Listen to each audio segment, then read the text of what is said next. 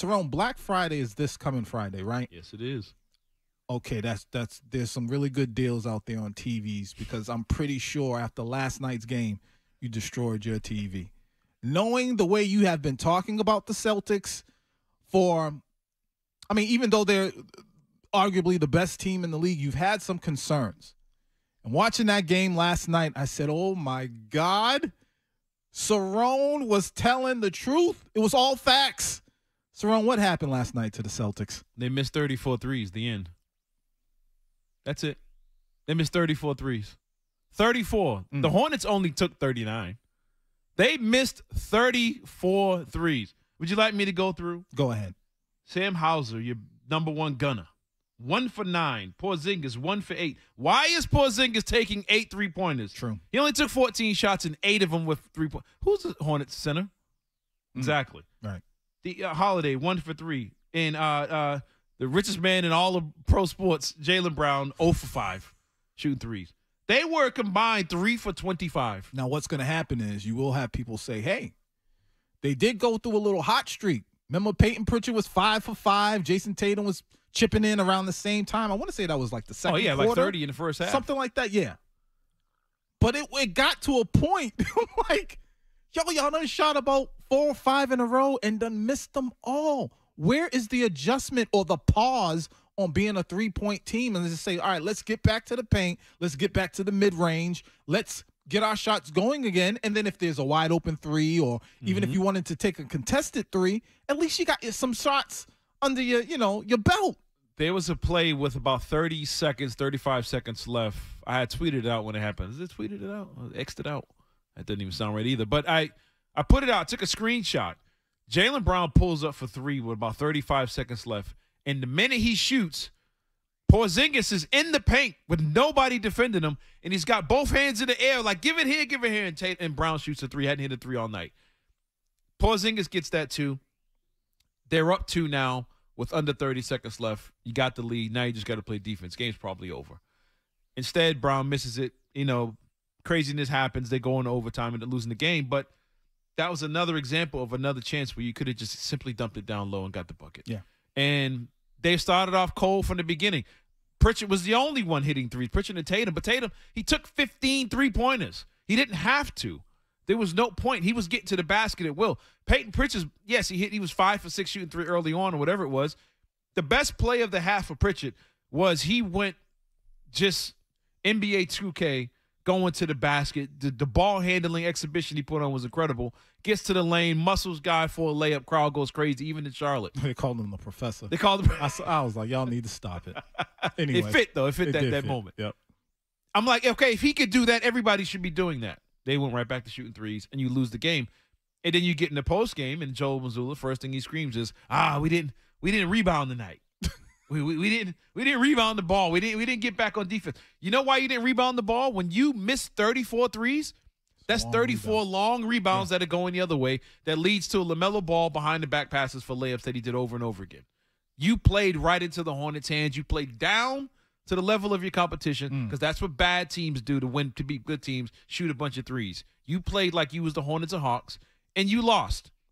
And it's no excuse because you did everything else great, but you decided to shoot your way out of that game, and that's what's going to – like I said many times before, that's my only and major concern with this team is the three-point shooting and the coach's unwillingness to adjust to that. I thought turnovers were an issue for them last night too, some sloppy play. But again, watching it, you're right. I said the three-point shooting was just too much. Three-point shooting and missing over and over. They weren't even looking for anything else. Nope. It was all three-point threes. shots. Yes. And the Jaylen Brown 3, where you said where Kristaps was in the paint, even I didn't see him in the paint, but I thought that was a bad shot to begin with. It felt like a shot where he was like, I'm here too. I want to show y'all I'm here too. I'm fitting in. It's one of those moments I can have the light and shine and be like, boom, I did this, I did that, because he was struggling the entire game. Yep. I mean, and it's a lot of times this season it looks that way. Like, let me get involved. Let me get some. Exactly. Let me get. It's like, no, if the matchup is not there for you, then you got to go where the matchup is. Tatum had 30 at halftime. Keep going to the basket, getting layups. They're going to foul you, and eventually they're going to quit. You had a 10-point lead late in that game. and you stop going. When you get a 10-point lead, it's the same as running the football. You go to the basket, you get to the foul line, you put pressure on the defense, and eventually a team like Charlotte would just quit.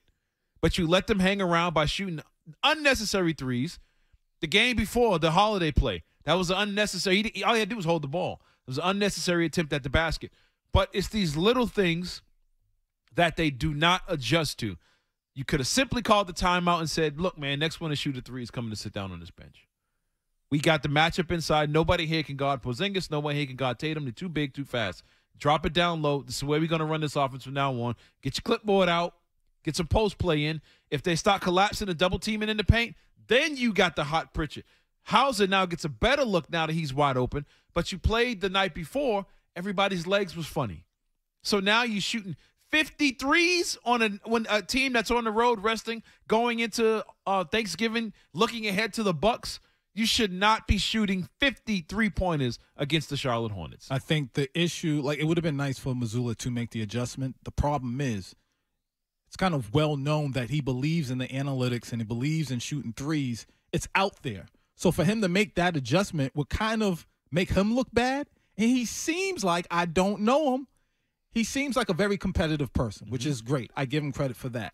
But sometimes when you're that competitive, you can also be very, very stubborn and unwilling to switch things up. And so I don't think, like you said, after the game, he wasn't talking about threes. He was talking about, what was you say? He said he's rebounding, getting back on defense, something like that. And it's like, dude, you lost because you missed 34 three-pointers. That's it. You took 50 threes. And I know people keep saying this is the NBA, this is the way the game is played. This is the way the Warriors did it. They won championships. The Warriors were shooting 28, 33s a game. They weren't shooting 50. Right. The Celtics shoot 45 a night. And you're not even good. That's not your strength. They're a good team. That doesn't mean they're a good three-point shooting team. You've got good talent, but play to your strengths. You're bigger than every team in the league. Against the LaMelo Ball on Holiday? Right. I would just scrap every play. Hey, get down there on that block, please. And dump it down there. You can get 40 points down there on that block. Or at the very least, you put LaMelo Ball in foul trouble. That kid doesn't even want to play defense. It's not even in his contract to play defense. Dump it down low, give him the ball, score easy buckets, put them in foul trouble, get out of there with an easy win. You're probably up 20. Everybody's resting. Now you're on to Milwaukee. You know, now you're looking at a situation. You can come out 0-2 going into Thanksgiving because you done lost this one. Now you got to play the Bucks.